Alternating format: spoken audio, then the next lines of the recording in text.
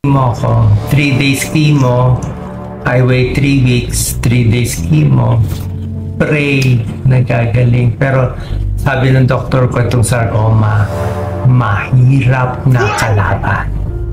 Mahirap na kalaban. Napanaginipan ko na kagabi. Ito nangyari kahapon, ito nangyari ngayon.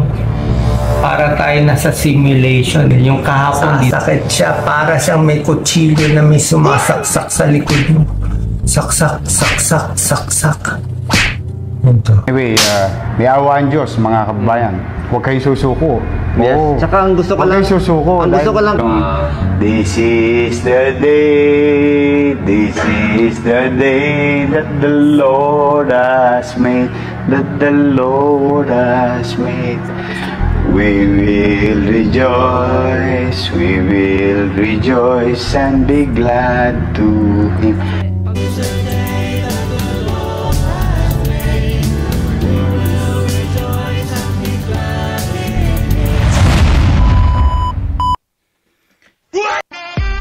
Yo, what's up happy people? Isang mapagpalang gabi, umaga o araw, tanghali po sa ating lahat.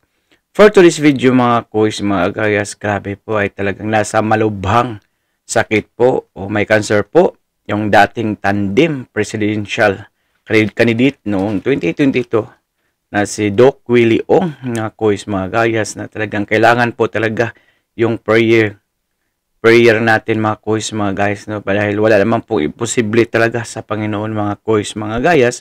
So pakinggan po natin to kung ano pong klaseng cancer na ito na talagang mahirap. Sabi nga ni Doc Willie Ong ay napakahirap po daw itong gamutin. Grabe, ang lungkot naman ng balita nito mga kuys, mga gayas.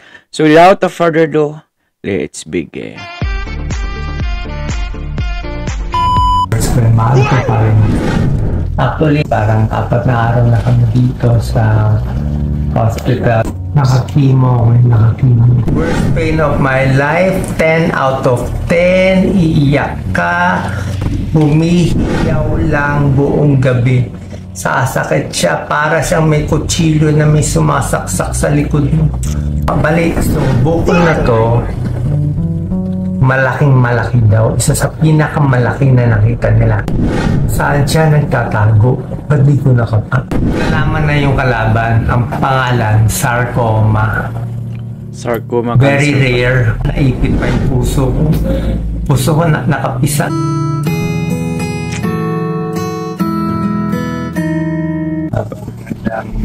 Araw po. Credit this video to Doc Willie Ong. Recorded lang po to. Bali, today is I think August. Thursday ngayon, Thursday, August 29. August 29, Thursday. Actually, August 29, Thursday, parang 4 na araw na kami dito sa hospital. Pagkatapos ng mga 5 araw sa isang hospital sa Maynila, swerte nakalipat kami.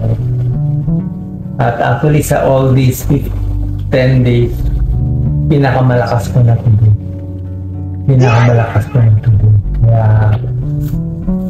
Kaya malakas ako today, sabi ko kailangan may record lang. Hindi ko alam kailan ko po-post sa followers ko. Ayaw ka naman kasi magsinungaling. Anyway, short lang. Pagkatapos ng eleksyon, May 2022. Okay naman ako. Wala naman ako dahil naramdaman. Siyempre, medyo malungkot ka. Pero tuloy-tuloy lang tayo sa tulong, sa vlog, sa mga gawain natin. So, May 2024 off lang. Tuloy lang. Walang reklamo, walang sinasabi, wala akong sinasagot. Tuloy lang sa trabaho, wala lang. Hindi naman gusto natin. So, for the year, medyo okay naman ako. May, June, July, hanggang mga December. Tapos, pagdating ng 2020, although ang feel mo lang, lagi lang may mabigat. Para lang may mabigat sa loob, may mabigat. Parang may madilim, may mabigat. So, pagdating ng mga 2023 na, mga April, okay naman, tuloy-tuloy pa rin tayo sa gawain natin. Meron tayong projects sa Birthday Advance, yung sa Century Foods. Century Foods, sila yung magawa ng Century 2 na may charity work tayo sa kanya. Every month, 2 beses punta tayo sa mahirap na lugar. At nagtatalk kami ni Doc Lisa, nagbibigay ng libreng birthday advance, yung mga nutritional drink pampalakas. Wala po kaming talent dito, libre lang, gusto ko lang tumulong. Pero wala kasi ako pambayad para makakuha ng crowd, makatulong. Mahal mag-medical mission. So sila nagbibigay. Pero napansin ko na mga 2023 na, mga April, medyo hirap na ako mag-medical mission. Pag mainit, ayoko na mainit. Hindi ko na kaya sa mainit. Parang may hingal, may pagod, paglulun ko, parang ayaw na. Kaya mapapansin nyo yung mga vlogs ko nung mga 2023, parang tips ko lagi, palapit sa edad 60. Yung Thomas na nagkakaedad, nangihina, nahihilo, nagmamanas, di ba? Yan naman, namamaya, nawawala yung muscle, lumilit ang mga kamay. Ini-expect ko, ano lang to, aging. At pagdating ng October 24, 2023, bali wala pang 1 year ago, doon ako nag-60th birthday, senior ako. Wala pa ako gano'n naramdaman, pero nung birthday ko, around 8 months ago, doon ako nakaramdam ng back pain. Matagal na ako may back pain, matagal na ako masakit ang likod, pero this time, biglang may masakit banda dito sa taas. Taas ko lang to. Ito mga butas to ng mga biopsy. Biopsy 1, biopsy 2. Unang biopsy sa baba, itong biopsy dito. Dito pinakamasakit. Mga T10. T10, thoracic. Kapansin-pansin yung namamaga o mana sa likod ni Doc Willie. Ayan. T10 dito. Thoracic 10. So dyan sa part na yan, may masakit at hindi na ako makatulog. Hindi ako makahiga sa gabi. Pag higa ako sa gabi, sasakit yun. Upo ako. Bumili ako ng Lazy Boy. Lazy Boy, makakatulog ako. Ganito, makakatulog ako. Pero nung October 2023, pag finalat mo ako, sasakit siya siguro for mga 1 hour, 2 hours, parang nag-spasm siya. Grabe, sakit na. Pero pag tinulugan mo, okay lang. Pag tinulugan mo siya, kaya. So that's 8 months ago, 8 months, siguro maybe up to a year ago, doon ko napansin, pag humiga ako, masakit. Kaya ko na lang humiga sa isang gabi, mga 2 hours or 3 hours. Or pag antok na nakakahiga ako. Pero pag higa ako, masakit dito. Pero isip ko, muscle pain lang yan. Matigas yung kama mo. Palitan mo yung mattress mo. So, sakit siya na sakit. Ginagawa ko, pinapamassage. Masahe lang, pampalambot, stretching, ganyan. Wala naman may ultrasound pa ako ng tiyan noon. 1 year ago, okay naman. Blood test, okay naman. Walang na ano. Diba? Walang nakikita. Pero ang nagtataka ako, yung back pain ko, bakit tumaas? Dati ang back pain ko, sa baba lang siguro. Ang back pain ko dito lang sa baba. Baywang. Nagtaka ako, yung back pain ko biglang tumaas dito. Medyo lumayo. Sabi ko, baka nagbago yung kurba ng likod ko. Baka ito kasi lumubog Ito, bigla siyang lumubog. Ito biglang lumundo. Sabi ko, bakit ganun? So, mga 1 year ago na nga na nandiyan ang bagal ay hindi ko pwede magsalita nito. Nahihilo naman siya. i-splice na. Shortcut ko na lang. Kawawa naman si Doc Willie. Nakapagod. Hinihingal siya. Nakakimo ako. Nakakimo. Kaya pala. Pero ayoko lokohin kaya followers ko. Mahal ko followers ko. Mahal ko followers ko. Mahal ko kayo. Niwala kayo. So, nasaan na ba ako dito? Then after you had back pains. Ilang cut lang siguro yun kasi sobrang sakit. So, nung nag-back pain ako 1 year ago, hindi ko lang pinaka-followers ko. Mahal ko followers ko. Mahal ko kayo. Niwala kayo. So, nasaan na ba ako dito? Then after you had back pains. Okay. So, nung nag-back pain ako 1 year ago, hindi ko lang pinapansin. So, pasakit ang pasakit ang pasakit. Until shortcut na natin no mga August 28 ngayon, di ba? So, baka gawin natin August 18 or 19. Mga August 18, 19, bago ako nagpa-admit sa hospital sa Maynila for the 3 days, sumobra sakit ang likod ko. Tsaka iba pang symptoms ko, yung tiyan ko lumalaki.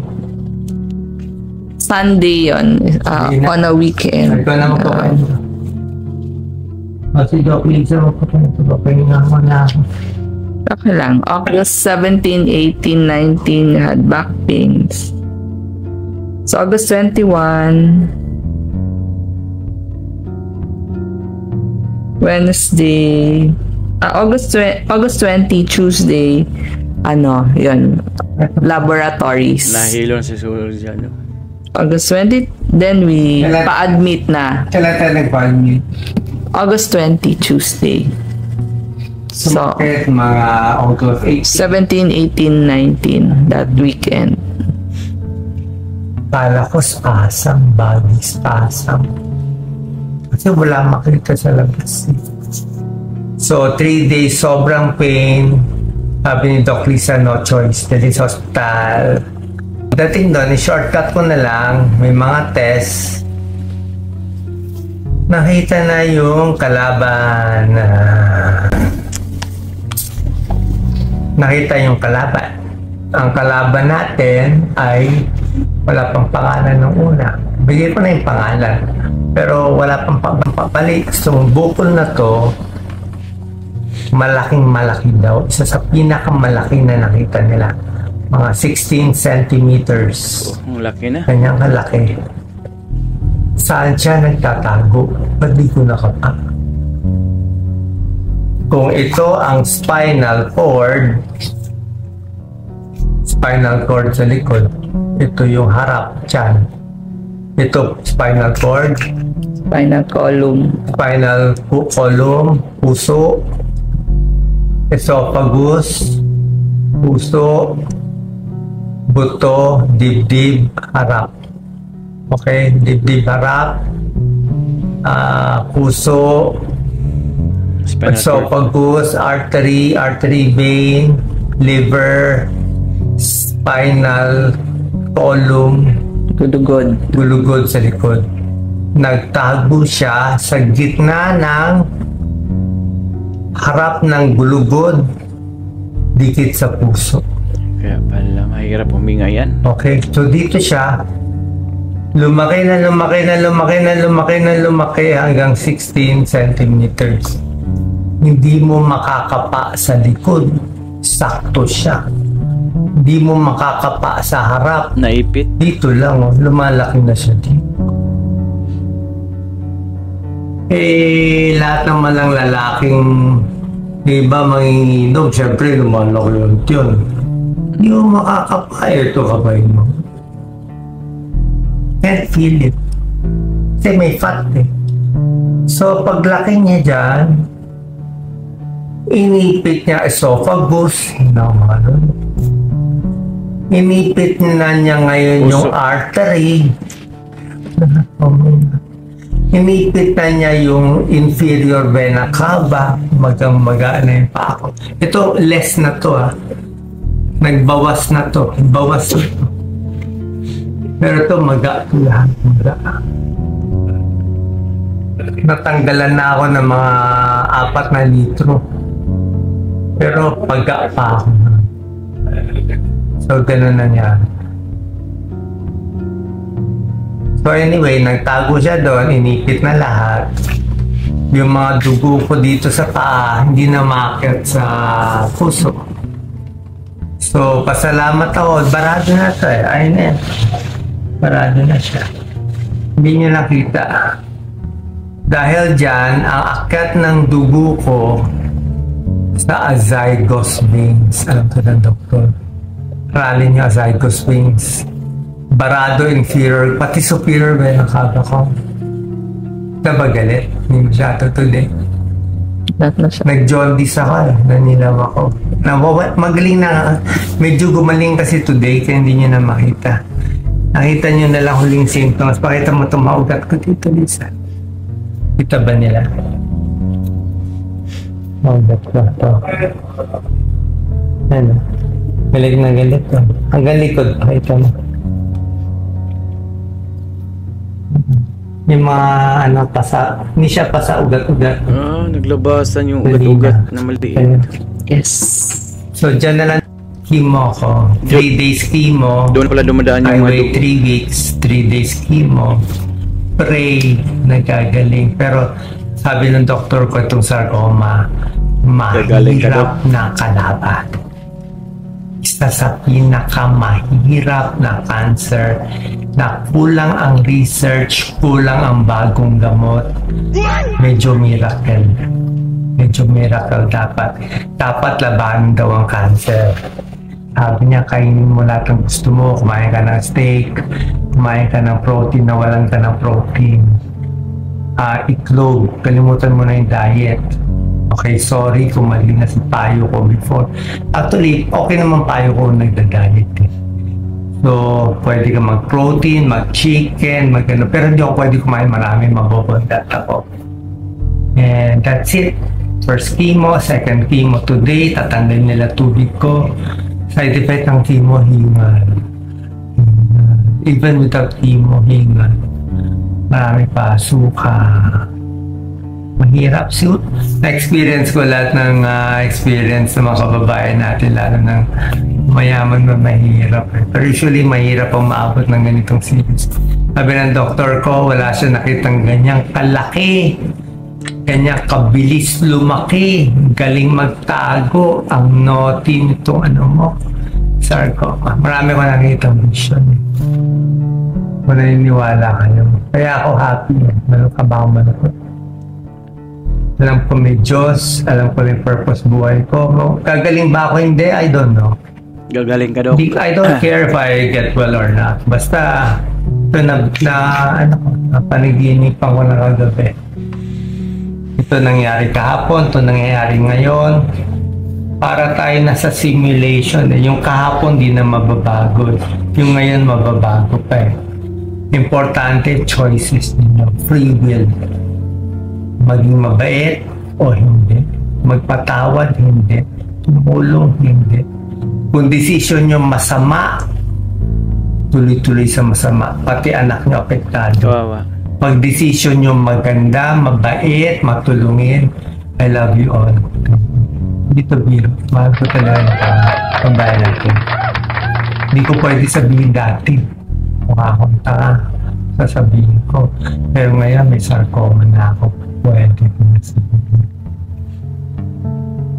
Okay. Salamat sa lahat ng mga tumulong na dasal, very important.